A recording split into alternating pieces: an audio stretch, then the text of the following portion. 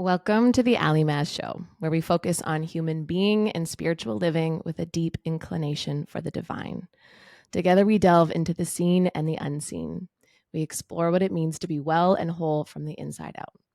Over the last 17 years, I've been focused on how movement, breath, and the power of the mind can liberate us from the template of our conditioning and carve a path to live a truly authentic life.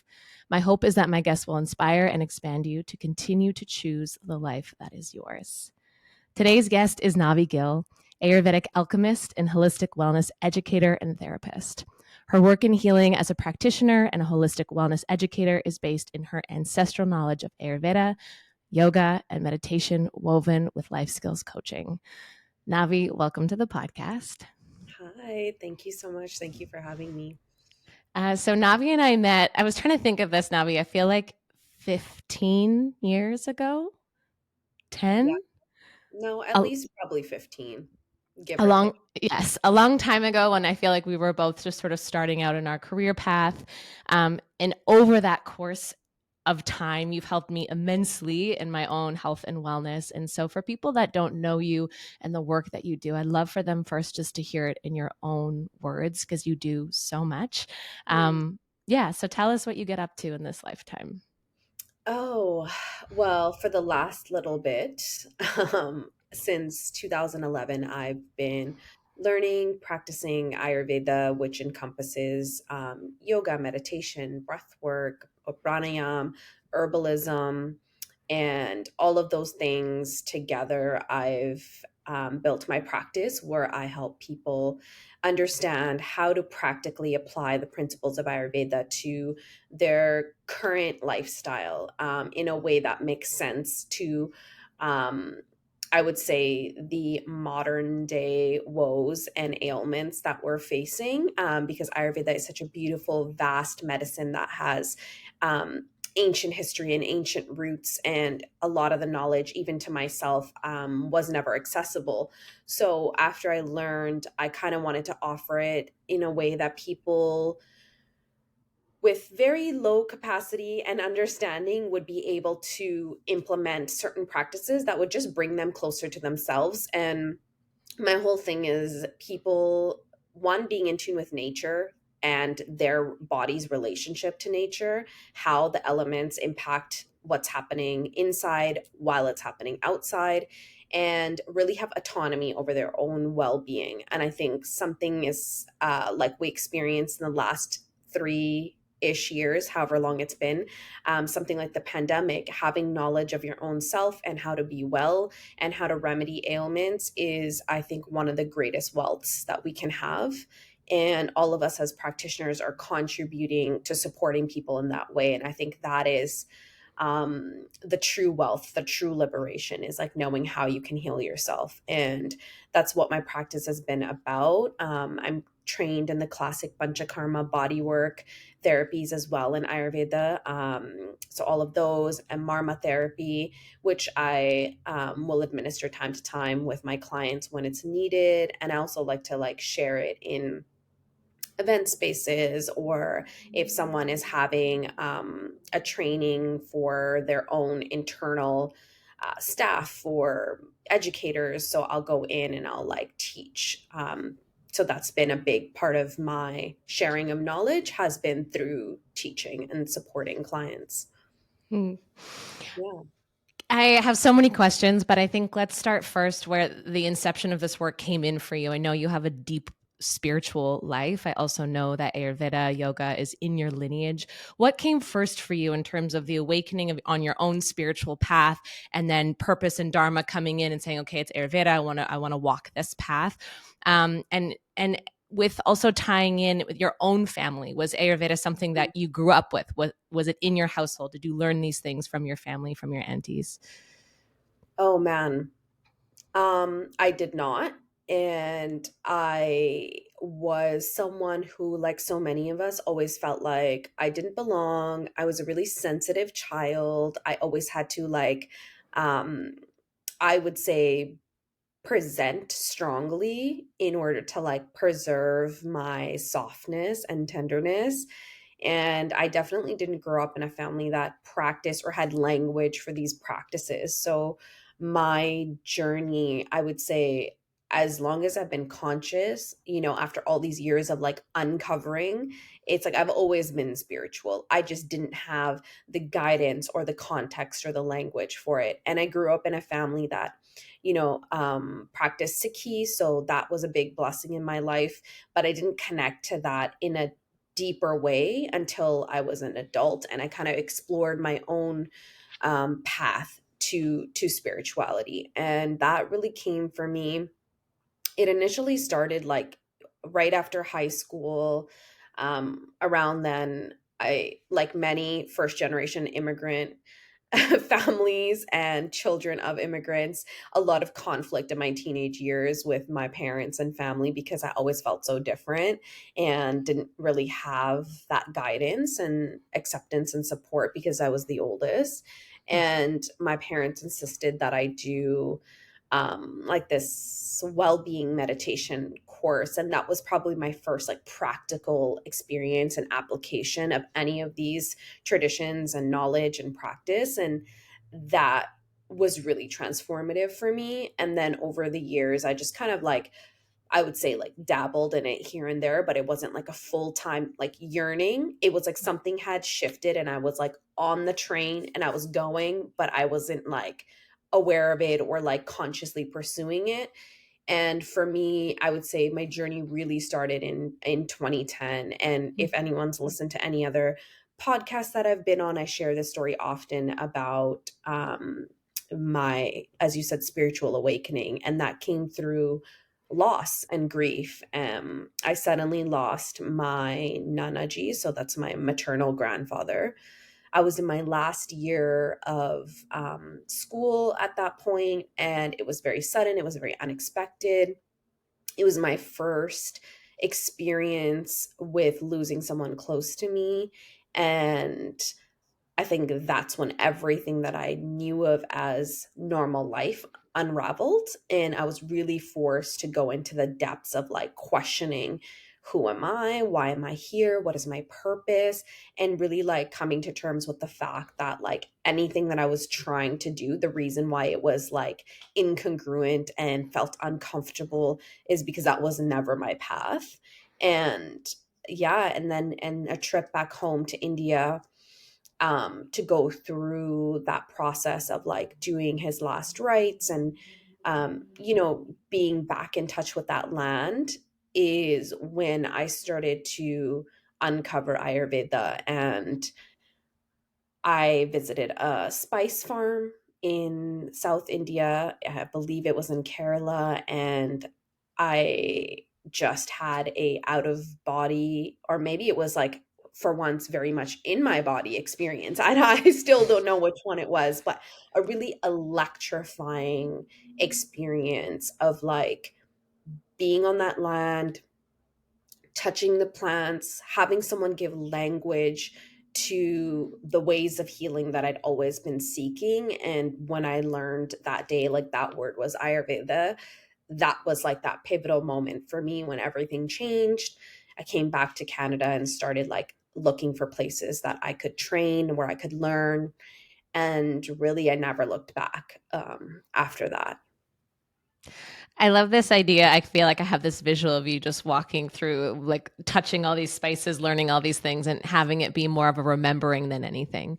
Yes, Um, that's exactly what it was. It was like, oh, that's the word. I've already known this my whole life, but no one told me that's what it was, because I was always, as a kid, I was convinced I was a witch. And obviously, I'm like, of course.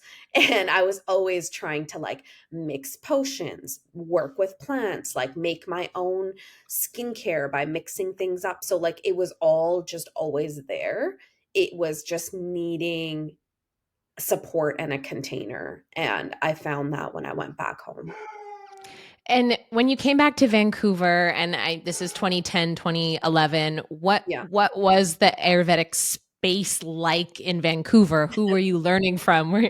My assumption is it just a whole lot of white people telling you and trying to educate you. So I'm just sort of curious, like what that path looked like when you wanted to start to really educate yourself.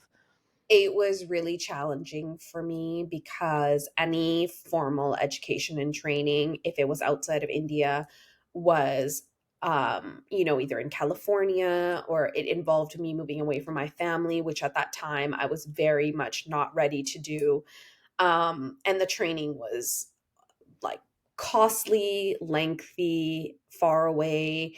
And I didn't feel like it was spaces where I still fit in at all. And so my first teacher, yes, was a lovely, lovely white woman who I have a lot of reverence and love for still, because she trained with Dr. Vasant Lad, who I then later have gotten the opportunity to learn from and train with. And that, I would say, he's my Ayurveda guru. So I've had the good luck, I would say, of learning from some really beautifully reverent teachers who are very much still connected to tradition, connected to lineage. Um, and I had two of them here in this city that really, at that time, like as a young person on the path, I was only like, I think like 23 or something, and seeking, like desperately seeking anything and everything that I could take in. And they were there for me at that time and provided me with that base and that foundation that I needed to continue, training deeper on my own. But the landscape was very much that. There was a lot of, I would say, people who have been teaching for a long time and taking up that space. And there was really not a lot of space for one, young people, young women, and me coming in as a Punjabi Sikh woman. I definitely always felt like I was the only one for a really, really long time, like at least like the last 10 years, up until very recently, when I feel that knowledge and training has become more accessible and more people are seeking it. Um, and when you're in such a desperate state to connect to something and you have so much love for it, you find a way, and you just like piece together like what you can get. I really felt like I just like took whatever I could get and like built my foundation from that. And I'm very grateful for those really humble beginnings, because I still Mm. feel like it connected me to the depth and like the teachers that I love so much later down the line. Mm. Yeah, Yeah, but it was yeah. hard. Yeah, yeah, yes. And here you are, 10, 12, 13 years later, in the wellness industry. And I know you talk and act a lot, not just talk about, act a lot in the decolonization of the wellness world and space. Um, Mhm. what was the shift for you in really feeling like I want to take up space? I have a voice. I want to use it, from, being a young woman, learning these things that you said, sort of piecing together all of this information, understanding what your offering was, what your purpose was. How did you sort of get from there to now here, where you're really feeling like, not only am I taking up space, but I have a voice in this, and you're sort of deconstructing these spaces? Yeah. I think it came from consistently being in like either learning spaces or event spaces where I felt like the things that I cared about or I represented were never talked about. There was no one who looked like me that had like the, I would say, foresight of inclusivity and like, making this knowledge connect back to India, connect back to its roots. It it just wasn't there to the degree that I felt like I cared about it. And you've had your experience through the yoga industry and seeing that, like, the disconnect from the origins of any of this medicine, like for me it felt always incomplete. And honestly, it would piss me off.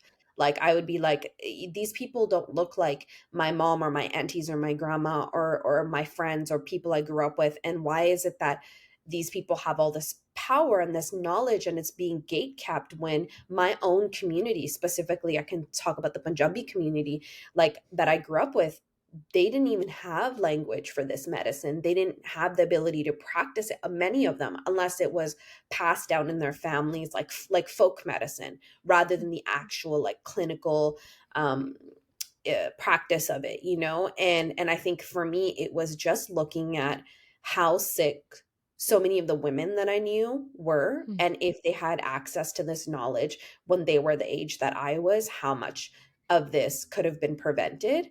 And looking at, okay, why was it not accessible? Why was it not practiced? Why is it still not accessible? And really, like, it came down to the fact that, colonialism, and not just limited to when the British were in India, but like the way that ideology of like taking something and commodifying it and keeping it away from certain other people was still very much practiced. As soon as you turn a medicine into a business, it's like inevitable that colonial mindset is the container for that way of practicing. And that's all I saw. Yeah. Yeah. And how do you navigate that now as someone who, this you're a therapist, you're an educator, this is your business. How do you sort of balance, your work with knowing that you're an entrepreneur and, you've just started another business? This is sort of a layered question, but A, how do you balance that? And I know you're someone who really has deep reverence for softness and beauty. And how do you balance the fire of how you want to change the world and then maintaining, the softness of who you are? So it took me a lot of years of like feeling like I owed this medicine so much, and I had to do my due diligence to make sure it was available, and just giving everything I had away.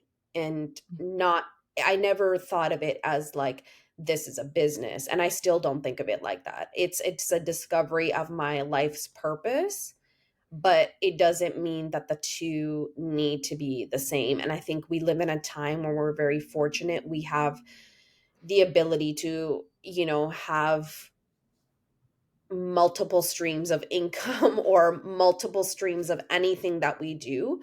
So this is like my sacred medicine and my offering in this lifetime.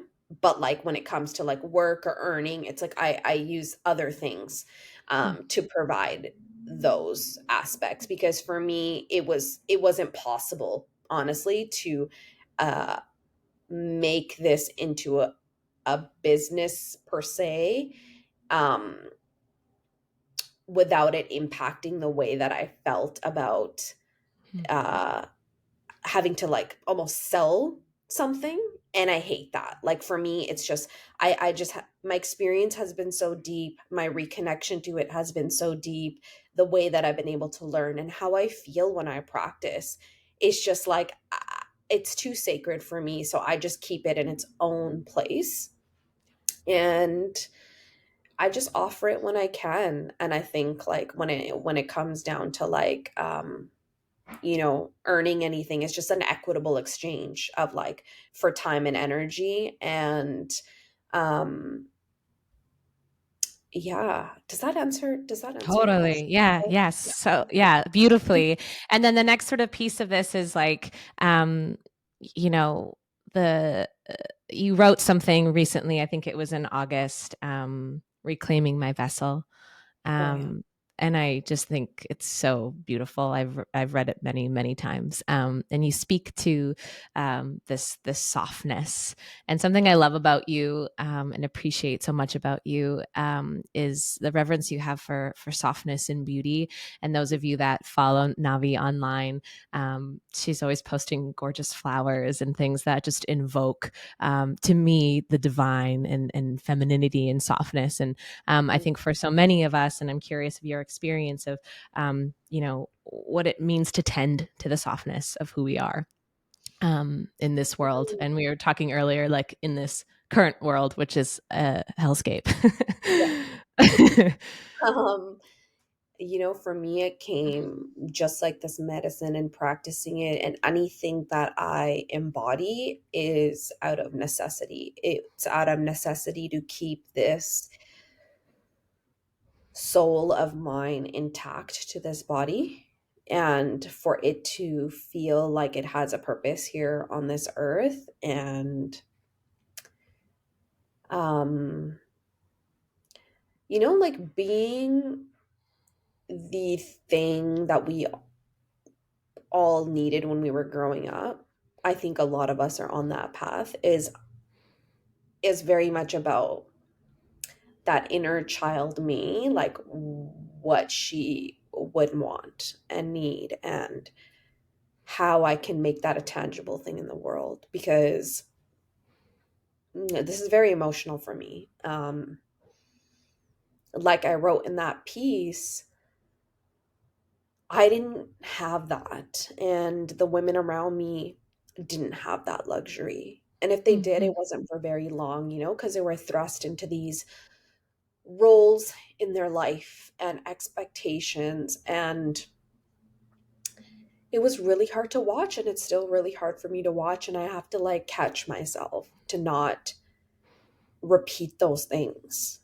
And I'm a ruled by Venus, so everything for me is trying to see, invoke, embody the beauty, grow the beauty, cultivate the beauty. Because if I don't, I feel like we said, this hellscape of a world takes over, and then I'm not doing justice to my soul's purpose, because it's gonna distinguish, it's gonna or extinguish, and it's gonna die, and it's very hard to come back from that point. And I've had to do it many, many times. I'm in the process of that right now, like coming back from that death process.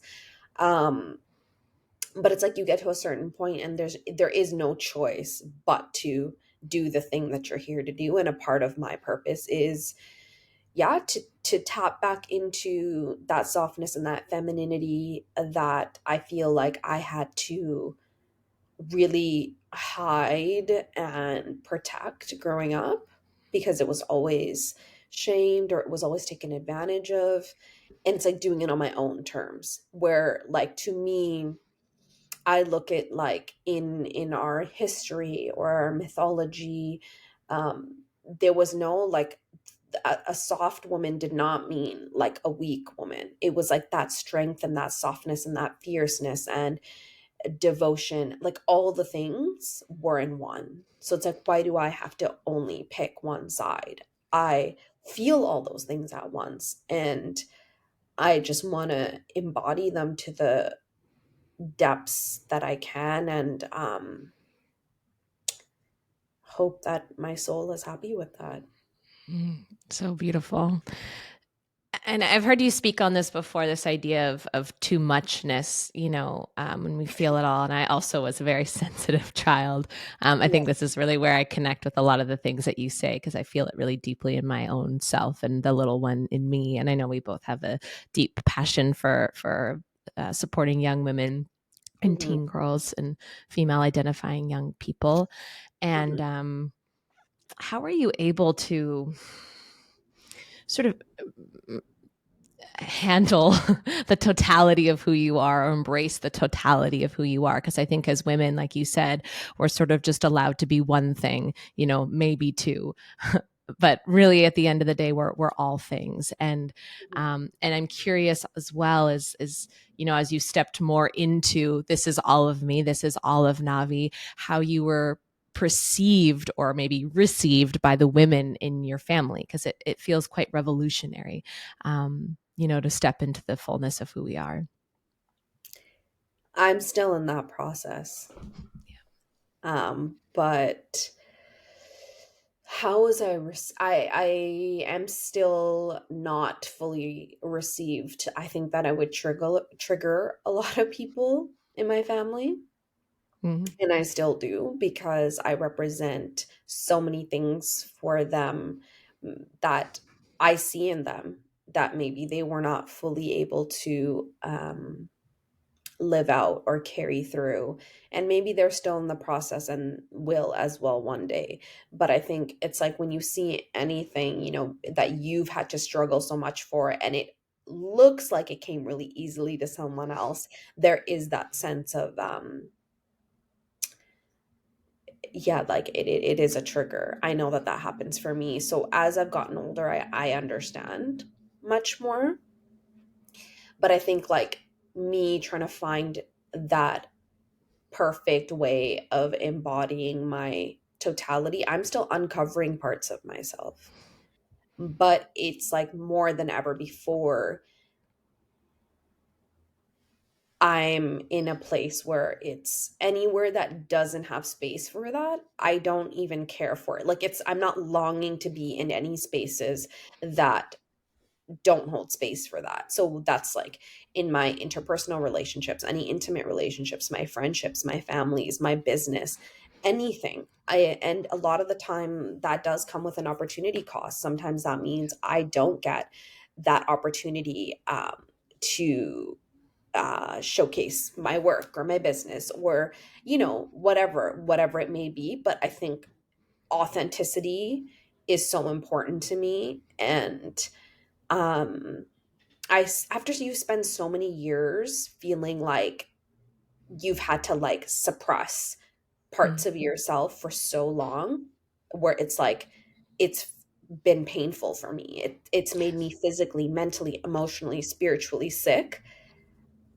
Once you've hit that place and come out of it and visited it again in different parts of my life, I never want to go back to that. Like nothing is worth that for me. Losing my sense of self, losing my health, losing my well-being. And as someone who, and you know this too, anyone who is the first in their family to do particular things, it always comes with challenges, and it feels like we've been fighting to be seen, fighting to be heard, fighting to be accepted. And I think I just kind of came full circle to understand that the most important thing for me is that I accept myself.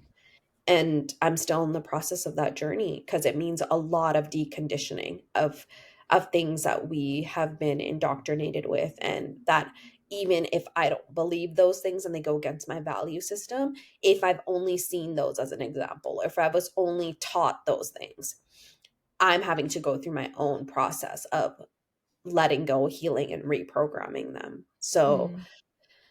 it's kind of like you get to a point of like, the only thing that matters is if I accept myself, then I attract those types of people around me. And that's what I've had such a painful but really rewarding journey, that like now in my inner circle, I'm on the same like frequency as the people that are close to me. Yeah. But it Yeah. was very painful and hard. Yeah. Yeah. Yes. Yeah. I think you've touched on something that's so important, that when you choose yourself, first of all, you can choose yourself. And that's something I certainly didn't know Me as a neither. young person. I was like, okay, I'll just wait for everyone else. Yeah, Everyone no. else's cue to say you're worthy, you're valid, you're chosen. And I think it took me to probably my mid 20s to late 20s where I sort of woke up and thought, well, what if Mhm, I chose myself? What if I decided what my value was? What if I was the one who could save me? Um, mhm. and that changed everything.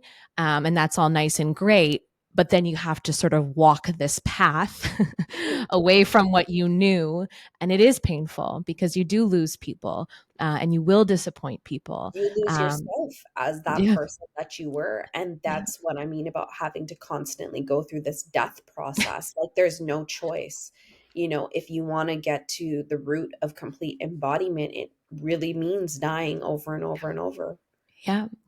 Yeah, I have a lot of Scorpio in my chart, and so I love a good death rebirth process. Mhm. Yeah, I hear my you. my husband's like, not why are you always in a process? I'm like, because I'm just always in a process. There's never not a process Yeah, happening. yeah, yeah. um, but walking this path and yeah, grieving the past selves, and to a certain degree, I felt like my family had to grieve some of my past selves. Like I'm Oh, not yeah. that anymore, and it is painful, and I think that's why a lot of people don't do it, because it's so terrifying to think, if I unzip this mask or this identity that I'm wearing, well, who am I? And that really is the work. And then on the other side of it, Mhm. are the people that you connect with, that love you, that see you.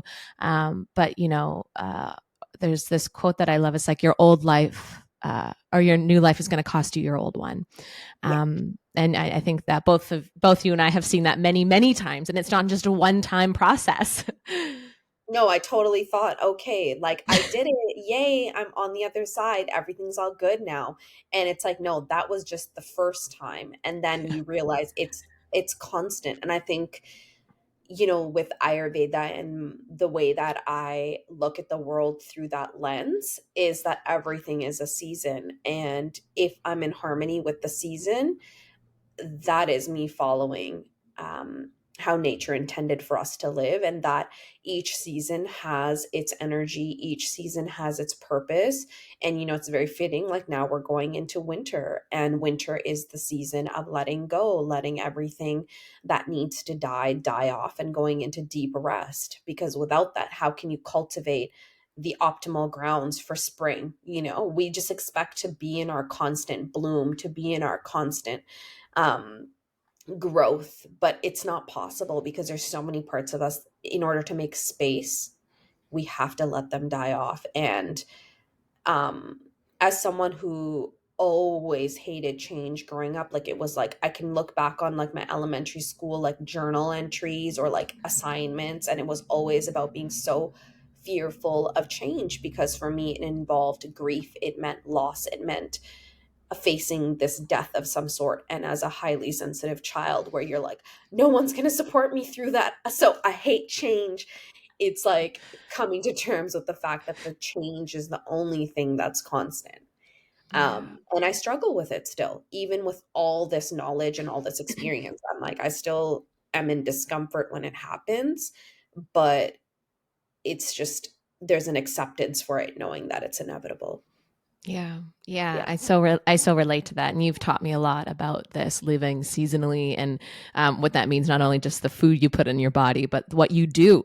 Yeah. And even living in LA, we don't really, I used to think, well, we don't get seasons here. We do get seasons here. It's cold outside this morning and the leaves are falling in my backyard. And, nature's always reflecting how to act and align with. And our own Mhm. bodies, our own menstrual cycles are showing us this. And I think as women, especially and conditioned as little girls, it's like to be summertime all the time, right? Put a smile Yeah. on, be happy.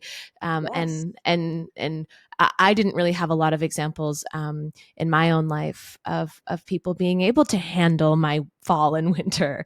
That wasn't really Yeah. allowed. And so I never saw it. I didn't see women, letting go or being okay with change. I just saw franticness of control and Mhm. compulsion to worry and stress and hold on like with a death grip to life. I thought that's what being a woman was. You have Oh, to yeah, yeah. keep it all together and look beautiful while you're doing it, and don't let anything slip. And so my process, and especially as I age, is really understanding the beauty of these seasons and letting things go and being in deep surrender and seeing the Yeah. beauty in my fall and winter as a metaphor, as symbolically, and then also the things you've taught me through Ayurveda and how to actually take care of myself on Mhm. a physical level too. Mhm. Yeah. It's, I don't know, it's like the only thing that gives like my very tender heart solace to know that nature was created to be that way, and nature created us.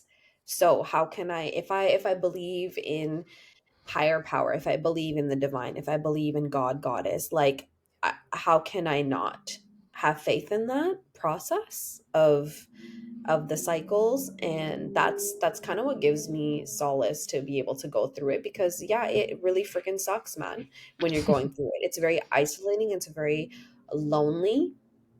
Yeah. We've seen this in our lives, and over the last 15 or however many years we've been friends, like that cultivation of your inner circle, and how every time you go through this cycle it gets whittled down more and more and more and more. And like, if you're away from your family, or if you're away from your friends, you feel more away from yourself. It's very difficult to want to go through and accept those cycles of nature, and to even see the beauty in them. And that's why, like, I don't expect people to be like running, jumping, skipping with joy through these death cycles. Like, it's unrealistic, especially in like what we've been experiencing, how polarizing life is right now, and how much disparity there is. It's like one more thing, to think about. No Yeah. one's like excited about that, but I think I just look at it like spring always comes, come Mm, what may, you know? So mm, spring is going to come for me. I just have to like hang in there and do yeah. my part. And Yeah. right now Yeah. that's rest. Yeah. Same.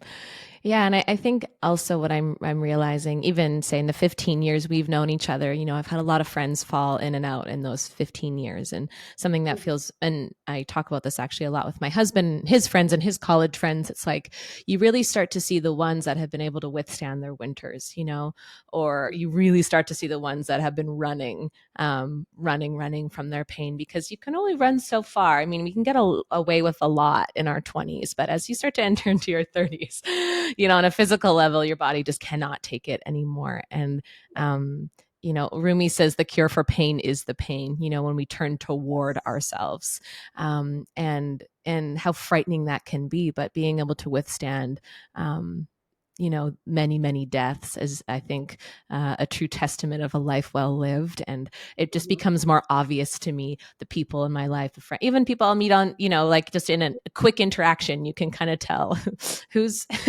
who's withstood their winters over the years and who hasn't, who's running. And I know for you, because you're skilled at this, you're trained in this, you can see it in people's eyes, faces, Yes, yes, yes, tongues, yes. postures. You Every can tell when someone is embodied and someone who's living upstairs in their head. And it's just a yeah. fascinating thing, especially as we age. Yeah, absolutely. And, I think one thing is like after all these years of like learning and then myself being my greatest example of going through this journey on like mental, physical, emotional, spiritual health and well-being and trying to heal is just having grace for people no matter what season they're in, but then also knowing I can have grace, but I don't need to take it on, or I don't need to like have this person at a very close proximity if we're not at the same frequency, and just be okay with that, Yeah. you know? And everyone is just trying to do their best and get through this. And I just always hope and pray for the best for the people I interact with, the people I work with, people I might just meet or pass by. Like, I hope that they have the courage to pursue their best life despite it all. And that's just it. That's just it. And all we're doing is being vocal, sharing our medicine, sharing what we know, and whoever needs it can pick it up and carry it and use it as they need and use it as they will, rather than try to control how Yeah. people Yeah. should be on this journey. I think a lot of the times as facilitators and instructors, um, there's this expectation that their journey should have a certain end result, or they should practice in this particular way. And I know that that used to be there for me. From my teachers, there was an expectation on how to Mm, carry this medicine. mm, And then when I just allowed myself non-judgment and grace when I was at that rock bottom place, it really allowed me to have a different perspective on like how I teach and how I share and what expectation I put out there for people on how they should heal themselves, because that part is none of my business. That's everyone, that's who they are as a person, the gifts that they might carry, their karmic destiny. All I'm here to do is give them some suggestions, some mm, inspiration, some support tools, and it's up to them how they carry that on. And I think as practitioners, that's a really important skill to have. yeah. Yeah. Yeah. Yeah. I think that one came later too in my work. It's like when you first start feeling good and their life starts changing, you're like, everyone needs to be doing these things. Yeah, This yeah, can help you so much. I'm gonna change my family and I'm gonna tell everyone to go to yeah. therapy and I'm gonna, and now I just don't give a shit what people do. It's like, I okay, if know. you if you I'm if you just want trying it, to it's figure it here. out. Yeah. Like, everyone just trying to survive. So if you feel like something is not, like, explore all the medicine. I feel like it makes itself available to you because that is where you're at. So whether that's Mhm. Ayurveda or whether that's something else, look at it, explore it, Yeah. journey with it and see where it takes you. Yeah. What in your life right now? I know for me over the years, sometimes I there was an imbalance of how I was giving the medicine, giving my life force out into the world because Yeah. I just wanted to change everyone, right? And then this Yes. shift happens where you go, oh, wait a second. None of this works if I don't work. Yeah. And that's always, and you know this, I come to you and I came to you a couple years ago and I was like, I can't even get food down. I'm so Yeah. stressed. Like I had moved across the country. It was like, I was starting from square one again. Mhm. And I loved what you said, like just having grace for yourself, like in those rock bottom moments and reaching out to your community. And you are a person in my community that when, I hit my knees on a health journey, it's like, oh shit, I should know better, da da da, shaming myself, etc. And then just Mhm. being like, nope, I'm here. I'm going to accept where I'm at, and I'm going to ask for help. Yeah. I'm curious if you resonate with that, or you feel like, what does it look like in terms of how you share your medicine and how you actually take your own your own medicine? Mm. Well, I think we all go through that journey of years of our life where we just want to give and we want to give and we want to give. And I think for me, being uh, a Punjabi woman, it's like one thing that we're taught for sure is that our job is to give and to give to everyone else first, and that gives us our sense of self-worth. And I did that, growing up. I did that in my 20s. I did that in my relationships in my 20s. I did that. And then it really came to a point where I had nothing else left to give, and my body started to break down. It's like it was like the dam burst. Like I had suppressed so much so, and thought that I was doing really well because I was really high functioning and I had all the awareness, I had all the tools, I was practicing. But really, my practices at that point were just keeping me from imploding. You know what I mean? Like it was just keeping everything at bay and counteracting all the suppression and the stress and the anxiety and the worry and the fear that I was going through.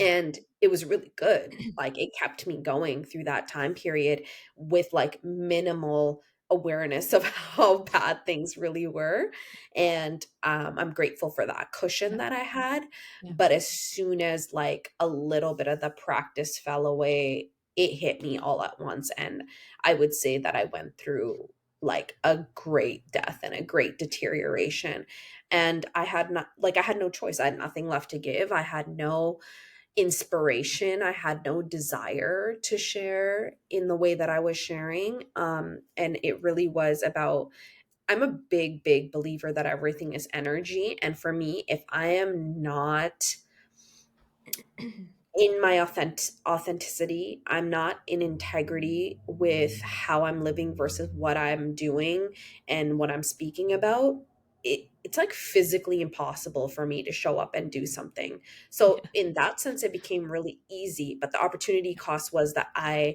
had to disappear for a while. I wasn't accessible. I wasn't in taking up space. I wasn't like taking those opportunities that I could have.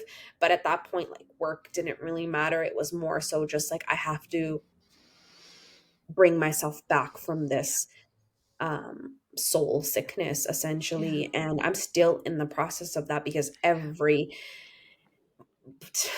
month I uncover something new yeah, that is like a byproduct of those yeah, stressful times in my yeah, life. And um exploring all the different things. Like I always tell my clients this too, is find the recipe that works for you, and that recipe will change. Like, when one aspect heals, you're going to have to put something else in there. Like for years it was very like consistent for me where it's like I went to talk therapy, I had my Ayurveda practice, I had my meditation practice, I had my spiritual community at the time, and that recipe worked until it didn't. yeah, And no matter what I did, if I tried to go back and make that same recipe work, it wasn't helping my body. It was bringing up so many other things for me because like gotten what I needed to get out of it, and it needed to be on the back burner, and like I had to come up with a new recipe. And that's when I really like started to explore TCM, acupuncture, somatic therapy, so many different other modalities. And yeah, asking for help is like, as uh a Taurus, and it's like asking for help is death to us, but I had no choice but to. And I still struggle with it, but I have less shame around it because I see, like, look at the world we live in. How can I possibly have these expectations of myself after doing so much and thinking that I can still sail through, like you said, only in my spring and my summer, being Yeah. glowy and shiny and charismatic and supporting everyone else. Now when I shut down, it's like I'm shutting down. I'll reach out and let my, like, inner circle know, like, this is where it's at. These are my energetic boundaries, and if you don't hear from me, is that we have us establish a certain level of trust where it doesn't impact our relationship. Where I think in your 20s, it's very touch and go, like, oh, if I don't hear from my friend for X amount of time, like, are we on good terms? Now it's just like everyone's experienced this, like I said, hellscape, and we're just kind of like, it's all good. Like, Yeah. I'm here when you're ready, Yeah. and I know that you're going to be there for me when I'm ready. And if you're Yeah. not, I'm okay with that too. Yeah. Yeah. Because And that, the most yeah. important thing is that I bring myself back to myself in a way that I'm healthy and thriving Mm. and not just surviving. Mm. Because then you're not Yeah. getting the best of me anyways, whether that's as your teacher, as your practitioner, as your friend, as your sister. It's You're only getting this, like, fragment of me that's depleted. And I just don't want to show up for the people in my life in that way. And I, most importantly, don't want to show up for myself in that way. And Yeah. I just have to constantly remind myself, we are ancestors in training, we're elders in training. So, what do I want my energetic, like, auric field to be when people come into contact with me? What do I want it to, like, reflect and radiate? And if it's not that, then it means I still have a lot of work to do. And Yeah. that work is constant, but Mm. it's just, that's a part of my purpose that's important to me, is how do I want to be? And when I'm not here on this earth anymore, like, what will people say, and what will they remember, and how did I make people feel? Mm. Yeah. And it's a necessity, this work. It's not a luxury. And I think Mhm, the mhm. body is such a barometer, especially the more work you do and the sort of more refined you get in your own practices. It's like, I can't even, if I'm outside past like 7 p.m., I'm like, I'm going to turn into a pumpkin. Like, I can't be in this loud space yelling over music. Like, I can't, I just, and it seems dramatic to like a lot of my friends. They're like, you're such a grandma. But energetically, like currently in my life, I Yeah, cannot give my life force out like yeah, that, yeah, yeah, yeah. period. No, because Maybe once a month, but I'll need like a week and a half to recover. It seems so dramatic to people, but it is not. Yeah. yeah, there's so many things at play. It's that we're more overstimulated than ever, so our nervous systems are depleted as ever, but they're expected to function at its, like, level that we've never had before, required of us before. And everything's heightened. Our sensitivity is heightened, but also the triggers are very heightened. So the result of those two coming together is also very quick. You know what I mean? It's like the energetic hangover for me is immediate. And I just know it's like, is that experience or that thing or that relationship, like, is it worth what I'm going to feel and what I'm going to have to go through to, like, counteract and heal that? A lot of the time it's not, and it's really like, our capacity just isn't the same. And the goal is, yes, to increase our capacity. That is, I think, optimal health is when you have more capacity that reduces stress. But now it's also just like, in that capacity, I just choose to do different things, and I know what I like, and I like what I like, and what I don't like, and I'm okay with that. And yeah, people think it's difficult, or it's like, annoying, but it's like, then I just find different friends and different people who also want to do the same things. Yeah. Yeah, I was speaking at a high school yesterday, and a lot of the questions were kind of like themed in this way, like, what if your friends don't support you? I'm like, get new friends. Yeah, literally cut them off. Save yourself the trouble of like moving through the next 5, 10 years with this. And those Yeah. are the things that I wish Mm, someone told us. Like when we were in high school, it would have saved decades of heartache. You know what I mean? If we were just taught that choosing yourself. Like we hear the words self-love, self-acceptance all the time. It's like we've been self-loved to death mm. in on the internet. But in practicality, no one like I was never taught what that meant. No, no. I still don't know what that means. I'm Mm, uncovering it in my yeah. own way. But self-acceptance and self-love, it's like if you're very fortunate that you had people model that for you, Mm, it's innate or you've learned to do it. But many of us, and especially as people who identify as women, it's just not something that is there. It's a no. concept, it's an ideology in our mind, but to actually do it and to let go of all of the consequences that come when you choose yourself, like other people's judgments, Yeah. criticisms, other people feeling like you're being selfish, all those Yeah. things. Yeah. It's like you have to battle through those things and like still at the end of the day choose you because that's the Yeah. only thing that matters. Yeah. And I just come to it like I said earlier in the podcast, like if all the things fall away, at the Mm, end of the day, I'll still have myself yeah. and I will attract the company and the people and the Yeah. opportunity and the things that are aligned with me at Yeah. that frequency. Yeah. And that's the most important thing. Yeah, it's you and you at the end of the day, or you and God, and then Mhm. whoever else wants to come to the party. But I Exactly. think this idea of self love is, I mean, I've devoted my whole life to it, and still, like you said, is still sort of this moving target most days. And I was talking to my teacher about this and feeling, looking at the hellscape of the world and looking at war, and she kept kind of pointing it back to like, well, like let's look at the war within, the violence within. And I'm like, and it's like, again, still, like, still, yep, still, what Still. is the war you are waging within yourself in the moments where, and where the balance of, or I'm being, compassionately in service to others, but not compassionately in service to Mm, myself. mm, mm, Still, when I'm not, I come home from a month of work, and want to hit the ground running the next day. It's like, oh yeah, mhm. wait a Like, why second, is that? Why do I why wanna is do that? Yeah. What do I have to when I prove? get this done?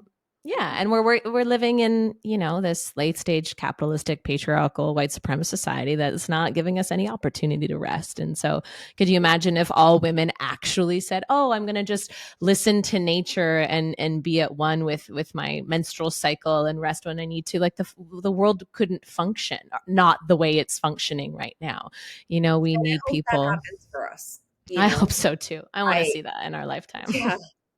I think that we're headed in that direction, and I hope I I know that the young people are just like the thing that inspires me, and I feel so much hope because all these movements have always been, spearheaded by young people, but like this is a new wave of young people, and I hope that it's more sustainable for them and they keep it going until this way that we know of as the world and this, like we said, hellscape no longer exists. And we can do those things. Anyone, not just women, but anyone who needs care, the care is provided. They don't have to struggle for it. And the tools are there, the community is there, the food is there, the nature is there, everything is available. And we just honor that and actually live and be alive rather than running through this life and then collapsing, because Yeah. like that's all I see. I see very few people who are actually alive and like making every moment or every day or as much as they can like this like rich experience in the simple and the mundane to like the extravagant. And that is all because we're so focused on surviving, and to be able Yeah. to do that is a luxury and a privilege. But I hope that the direction that we're headed of collapsing these old systems, and when we build the new ones, it that's what this new world looks like. Yeah. Yeah, I have hope too, and I think that anyone that works with young people sustains that hope. And maybe you hear this too, but I get a lot like, oh, this next generation, and they're on their phones and they're da da da da, and I'm like, it's actually like sometimes the opposite. When I'm working with young people, I have to tell the adults that are helping me to get off their phones and be present Mhm. with the young people. And it's like these kids need therapy, and then I'm like, it's actually their parents that need Yeah, therapy, yeah, and yeah. and these spaces, like these are just innocent young people coming into a really And they're um just voicing and being aware of the things that all the other previous generations suppressed and turned yeah, into sickness in their bodies and their minds. exactly. Yeah, they're just these little barometers for all of it, feeling it all or mirroring Mhm. it back to us. And but the depth in which this generation, I mean, first of all, they have a language. Like, I don't think you and I didn't know what anxiety was. I didn't have the word anxiety when I was 15 having a panic attack, like No. outside of my whatever humanities class. Yeah. I didn't have the language. Now there's such a language, and sometimes the pendulum does swing where I see teens really overly identify with the language, and it sort of Yeah, becomes yeah, the identity. And but really, what I see, I led a girl on a retreat after like a sort of COVID hiatus this year, and it was like, oh, just sunshine, healthy food, being off your phone, real conversation, movement, and like we can get a lot excellent. accomplished in 1 week with young people, with Exactly. all of us. We all need those things, right? Those are the doctors. Yes. um and it's so simple at its core. Mhm. At Yeah. its core, it really is, and it's about getting through all the shit that we've created for ourselves to get back to, Ayurveda is all about looking at the root. And as someone who also has Scorpio placements, it's always about the depth. It's always about excavating and digging that little hole and getting to the core of something. And until I do that, I'm not satisfied. And I think that's what I love about Ayurveda so much is like there's always a root cause. Everything else is just a symptom. So if we spend all of our energy, time, money treating the symptom, Yeah. it's just temporary relief. Yeah. And until we address the root, which we said is like colonialism, capitalism, patriarchy, all those sicknesses, and dismantle them, we're not gonna have the ultimate solution. And I think we're well on our way to that. And how we can contribute is just by being aware at the microcosm level in our own life and our own existence and our own embodiment, um, and shift those things in ourselves and taking up space, having the hard conversations, and we are, when we talk about like race, religion, gender, all these things that everyone's like, whoa, whoa, whoa, that's too much. And it's like, but it's not. It's really just about having conversations, having respect and openness and open mindedness for other people and their experience, and just letting people live their life the way that nature intended for them to live it. Hmm. And, everyone just needs to, I think, also mind their business a little bit more and shift that energy inward, because we are really, each of us contribute to the state of this world with our energy and our frequency. And I always want to check myself, like, what am I contributing? Yeah. Yeah.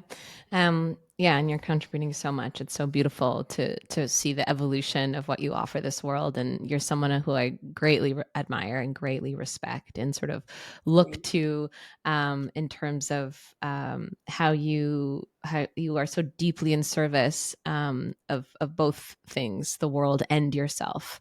And I you. think and you're deeply intuitive and um I really respect the way you're able to operate in the world. And I know that it's not always easy.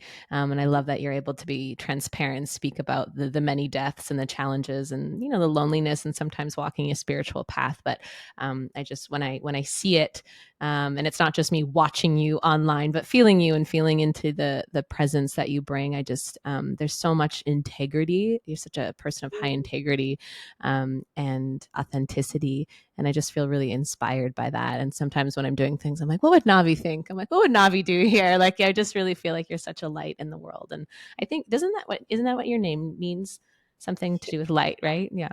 It is my full name is Navdeep, Yeah. which means new light.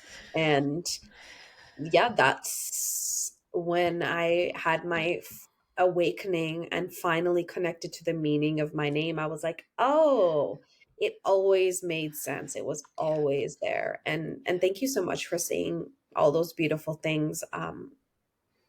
It's I receive that, even though it's always hard for me to receive. But I feel the same way about you. And I've always said this to you when I first saw that you created Girl Vanna. It was just something that I felt was so revolutionary at that time. We didn't have that. And as someone who was struggling in how was I gonna, at that time, trying to discover like if yoga was a part of my path and what that looked like. And you were the only person that I felt um connected with and inspired, and really inspired by your vision, and to see how it's grown and sustained and become so much deeper, Mm, at this stage. And what I see coming out from your retreats is such a blessing. And I always think like, man, if I had this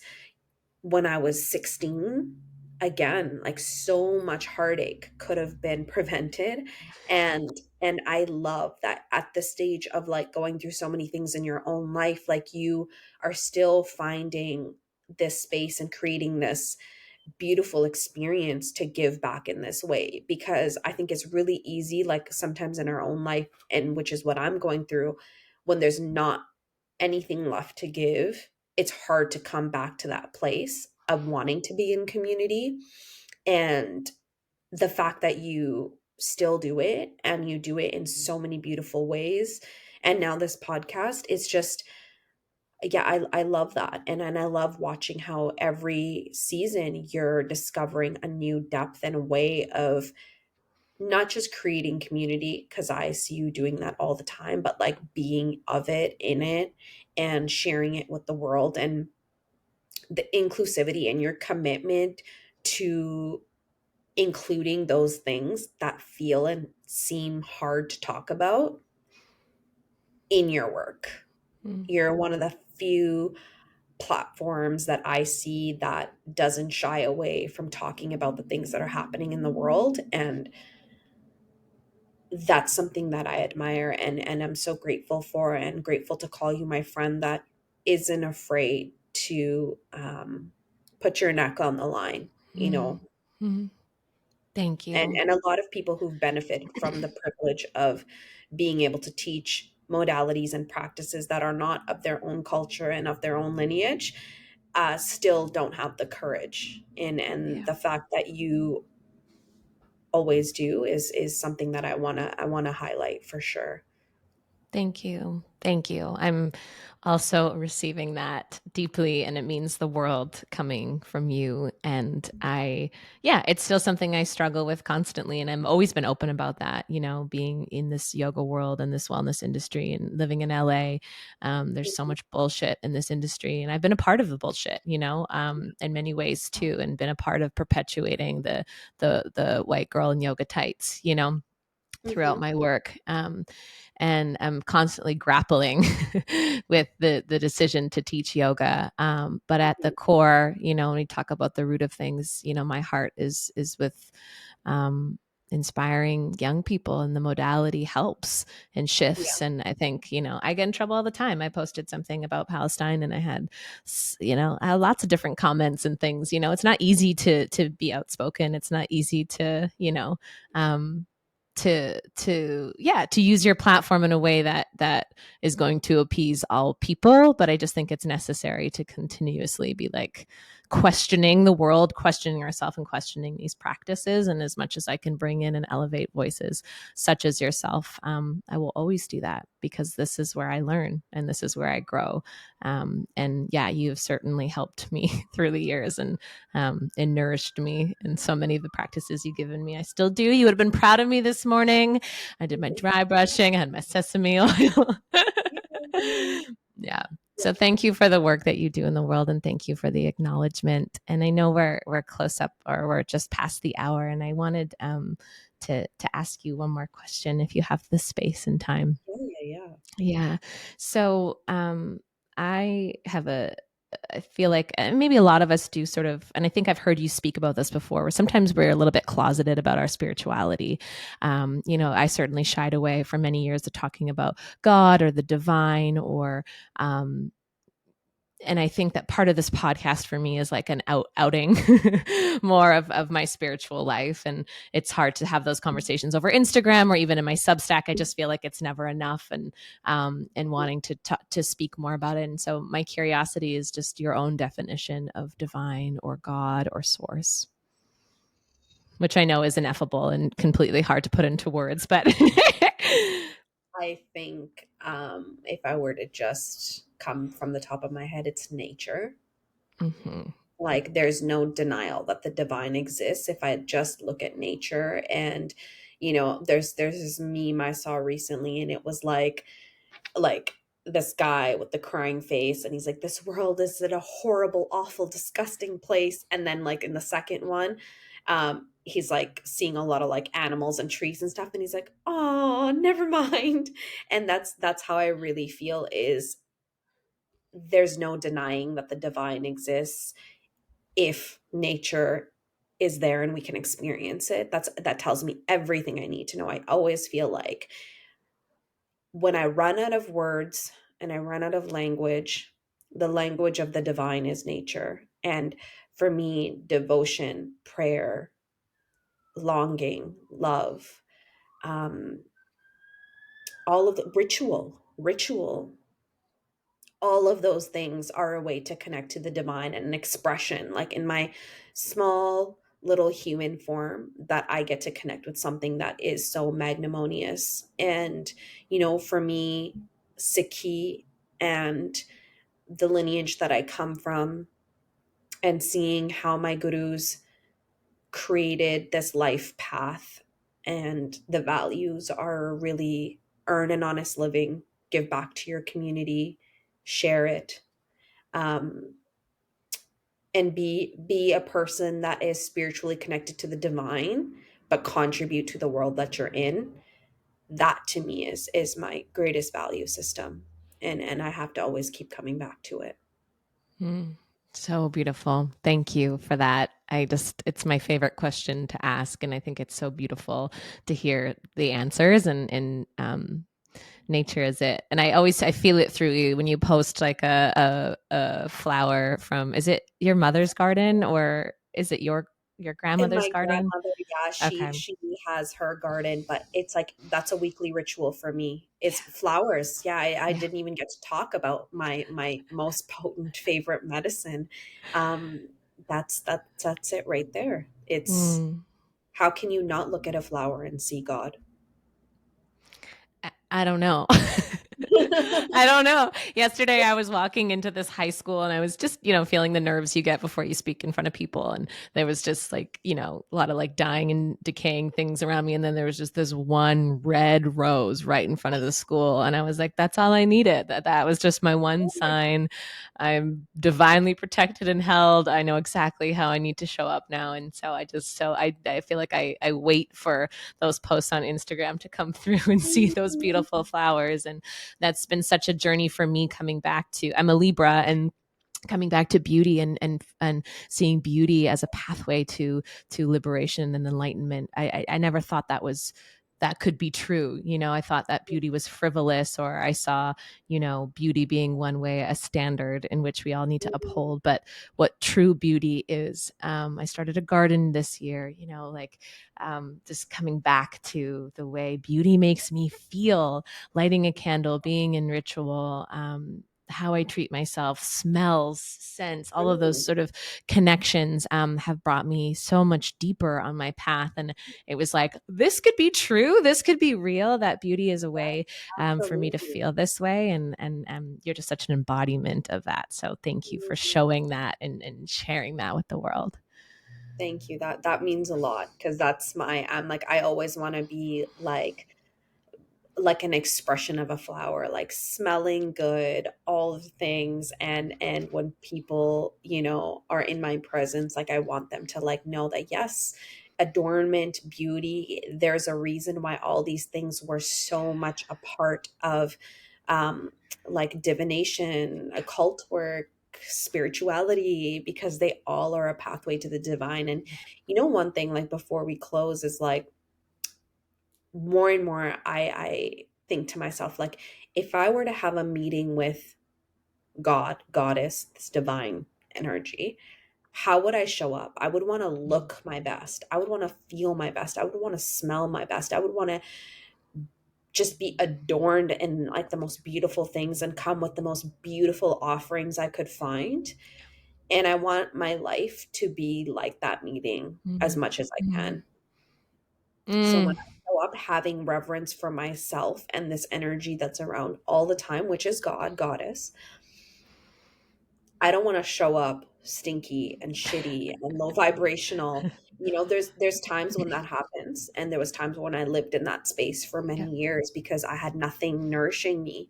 But now it's like in this mm, phase of my life, I want to be an offering to the divine in mm. this vessel, in the way that I offer myself and my work and my existence. Mm. Yeah, that is it gives me chills. I love that explanation. And to me, it's like this reframing, right? As women, we're taught, it's like my mom's always like, put some lipstick on, like brush your hair, like, and this sort of old paradigm of beauty to what you're speaking of. It's like my cup runneth over. There's so much beautiful energy emerging within myself, and that how I dress and adorn myself is a reflection of that. And Mhm, how I show up and present myself not to the world, not for the male gaze, but for the divine. And that just and because it's so interesting, because I felt like when I wanted to be taken more seriously in my career, it's like, oh, maybe I'll stop wearing makeup, or maybe I'll stop loving. I'm a Libra. I love clothing, and I love, textures, mhm, and I love all of these things. And I felt like I sort of had to deny myself. That felt quote unquote more spiritual. And I think mhm, coming back mhm. into um I've sort of been on this Mary Magdalene journey and sort of deep into the work of different goddesses, and it's like, no, it's all about beauty and the way you adorn yourself, and coming back to that. So the way I do my hair or put makeup on has a totally different intention of when I used to do it, like going to the club when I was like 20. Yeah, and I think again that also comes in cycles because I'm a person who's constantly morphing. Like there's times where then I don't want any of it. I don't want anything on me. I don't want any adornments. I want to wear like my white linens, and that's okay too. Yeah, It's about the frequency behind it, yeah, and I think yeah, it's about having the awareness and really knowing yourself and knowing why you do something mm, and having intentionality behind it, and just really giving yourself permission to be yeah, alive. Like women yeah. are suppressed all day long from like before we're even out of the womb. And as a brown woman, I can attest to that. Like it's been something I've battled my entire Mm, existence. And it's just like I just give myself permission like to mm, play. Like fuck mm. around and find out. Yeah, yeah. I have this little like my little prompter, and I had written a piece of reclaiming my vessel, and it's like right in front of me, and it says, "Before I even entered the world, there was a war on this body," and it's so powerful. And to hear you speak now, sort of being, your ancestors' revolution, and really what it means to make peace with your body and adorn your body, or not, but being really in choice of how you use your vital life force energy. It's just so inspiring. Mm. So thank you. I could sit here all day with you, Navi. I'm like, come to LA, come hang out. Let's go to the garden. Is there anything else you want to share about? We didn't even talk about Beauty Bestie. You co-founded a company this year, or was it last year? I'd love for you just to shout it out, because the skincare gummy is like amazing, and like I had to fight my husband for it, because I was like, "Did you eat all my gummies? Like they're so delicious." And so, yeah, I'd love for you just to share a little bit about, because you're just always creating so much beauty, and yeah, where can people find that, and where can people find you? Absolutely. So, yeah, that is another offering and something I'm building. The brand is called Beauty Bestie. You can find us on Instagram, Shop Beauty Bestie. And our first product, again, to support with that like inner outer well being, is a skincare gummy. And it has some like beautiful plant ingredients that help support that inner skin health. Because, again, everything starts from the inside out. And we launched earlier this year in spring. You can find the gummy on Amazon. And my offerings, as always, are available on my website, navigillwellness.com. And Instagram is where I tend to share the most information, just because I get to share through photos and pretty things. And yeah, it's all up there. So if anyone has any questions, I can support you in any way. Just that's where you can find me. Yeah, and your Instagram and your website is just full of resources, and so I feel like you're always posting things that are really topical, whether it's how to support yourself during the season, etc. And so, yeah, I just learned Yeah. so much from you, and it's there. There's so many free There's a lot of resources. guides. Yeah, Yeah. there's a lot of guides in my Navi notes. You can go back, from the very basics of what is Ayurveda to like more in-depth seasonal guides. They're all available for you as my offering back to the community. Mm. Thank you for your time, Navi, and your heart and your work and your service in this world. And thank you for just being such an embodiment of integrity and authenticity. It's just such a pleasure to speak with you today. So thank you. Thank you for having me, and I can't wait to hear the rest of the guests and their journeys with you. Thank you for being Yeah. such a beautiful host and friend. Thank you. Okay. Bye. Bye.